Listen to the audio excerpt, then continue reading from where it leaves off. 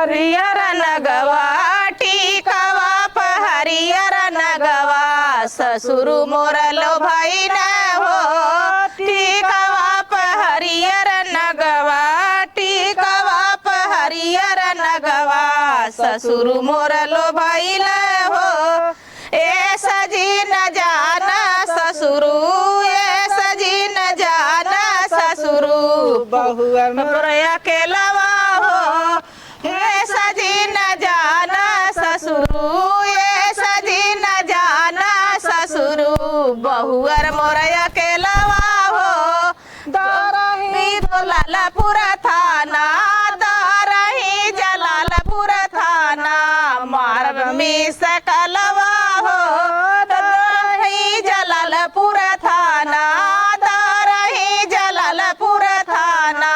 मार में सकलवा हो थानवा से पुलिसवा आई है थानवा से पुलिसवा आई है ले जइहे मोटरिया हो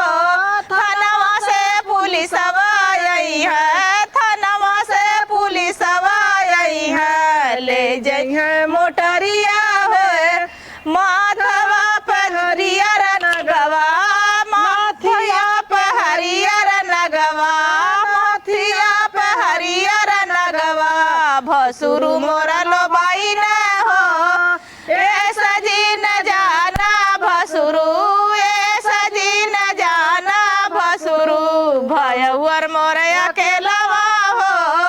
दरही जलालपुर थाना दरही जलालपुर थाना मारब में सकलवा हो दरही जौनपुर थाना